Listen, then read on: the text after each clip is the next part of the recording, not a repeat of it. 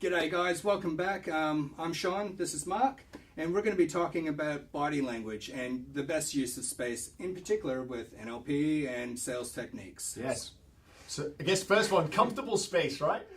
What's a comfortable space to stand apart from somebody? I've been dreading this one because at times I have been known to breach the comfort space. I'm a hugger. Let's demonstrate that. Well, let's do a hug first of all. Let's do the hug, and then just adopt a stand. Now this is what I would define then as being a natural, comfortable space. You do that hug and then you step back. This is a kind of natural conversational space. So you step in. This would be a demonstration of breaking that. You can almost feel it. And adversely, if I'm at a screen, but also this is too far, wouldn't you say? Yes, you need foghorn. Yeah. So that natural, comfortable space. Like you have the hug one step apart. Yeah. That's kind of a natural space on that for a standing. I actually wonder if subliminally I've been because I am known as a hugger. If I've been doing that just to set the space. Maybe. Jedi at this, natural Jedi.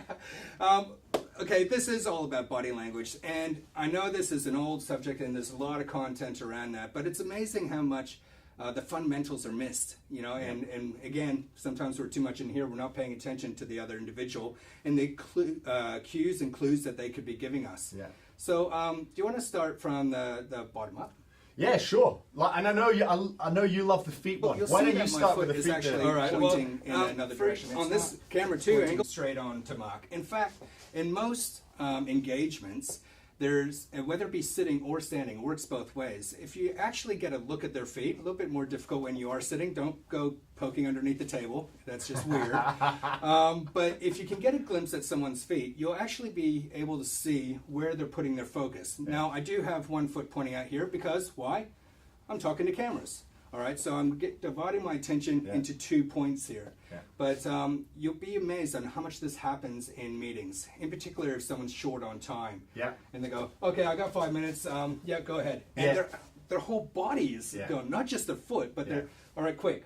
Yeah. So you got to be aware of that. The secret is in the feet. So look for that for a first clue. Yeah, that we want. Then moving up, I mean, the second you just kind of covered it is where's the rest of the body facing, where they're really facing. So I would reference that as being really open body language, give your energy fully. Yep. And then part of that is, are we creating, and this is dealing with a face-to-face standing, are we creating obstacles? So things like closing off, protecting, anything that's crossing our body is defending ourselves and putting up actually potentially a boundary. So it's being vulnerable. Almost. Whenever you see two people who know about body language talking about it, you'll see us autocorrect ourselves throughout. I knew exactly where Mark was going, and I went, oh, better unfold my hands. So it's just making sure your body language is open, not closed. So then you're projecting that, and hopefully then that allows the rapport, that natural rapport and mirroring that can then come back and happen in return. So any roadblocks or barriers you're going to put up is already a negative start. You're 50% of that dialogue, so therefore you want to be as 100% as you can be to make it open and positive. So that's the overall thing of standing. Same rule that applies. I've talked to, let's say we're in a meeting and we're sitting.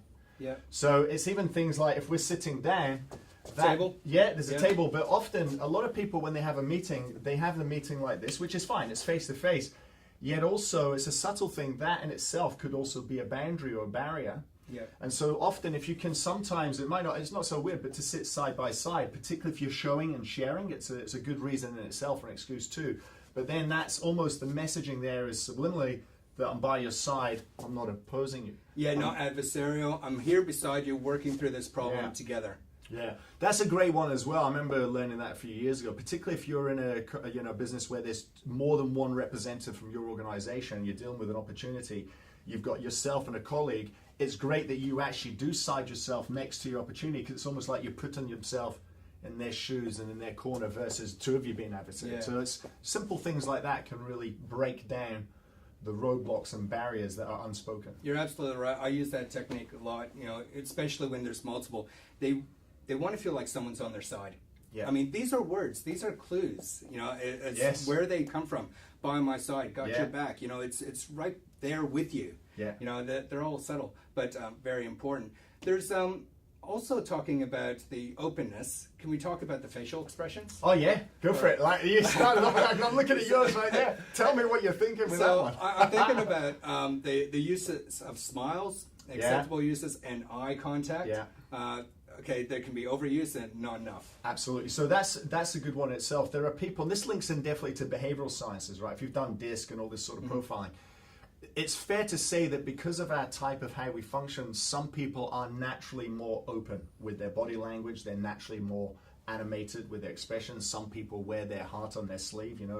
It's those eyes, and eyes particularly in DISC, right? So some people would naturally do that. Some don't do that as much naturally. It's good to, though, have this awareness. And particularly things like eye contact, because eye contact is a sign of trust.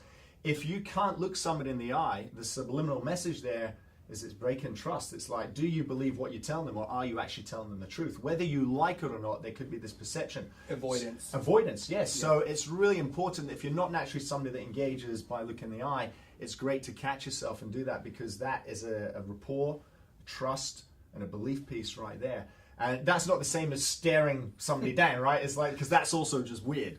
So it's about finding this happy balance of being able to have eye contact, then kind of draw the attention to whatever it is that you're using by way of tools, which is going to link into that visual audio kinesthetic conversation we'll have soon. But definitely regular eye contact, steady eye contact, confidence eye contact, because it builds trust. Yeah. When we talk about body language, the authenticity gets called into question. How authentic are you if you're intently manipulating your eyes, your voice, and your smiles and your body language? I always live by the rule: be your authentic self. Just 100%. Be aware.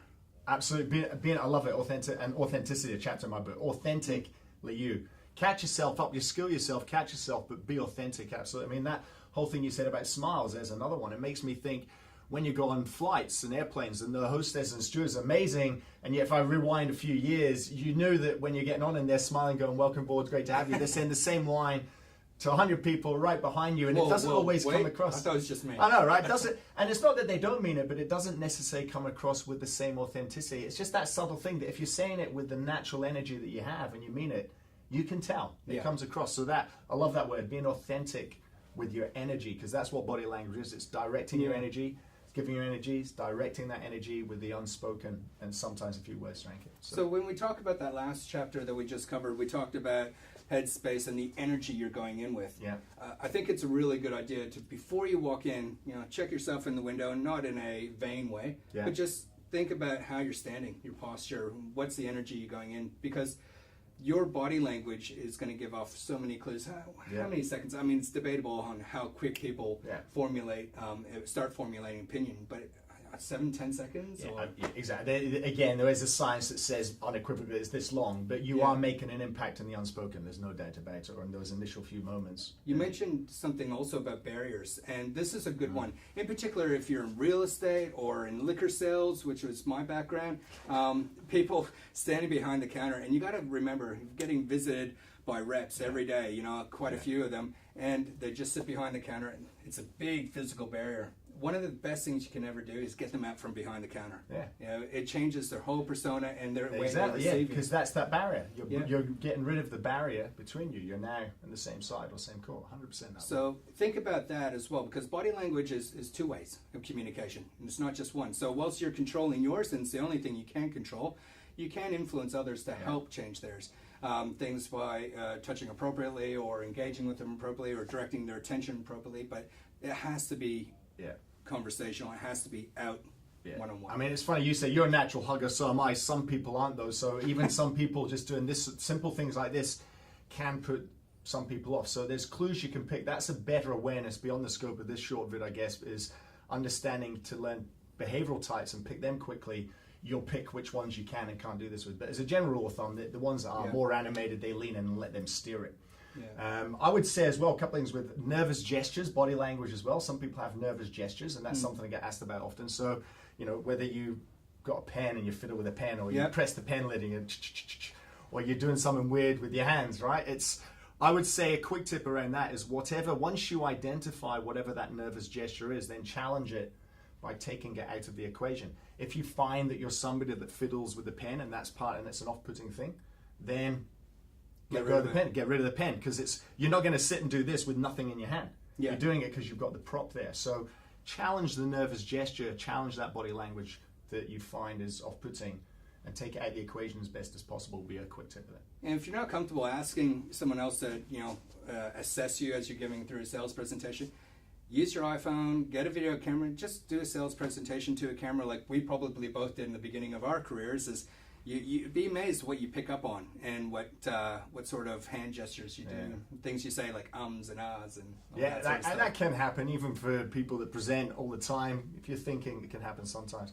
One final thing I'd say, and that is about use of hands as well, not just in nervous gestures, but as a buying decision as well. It's looking what people do with their hands.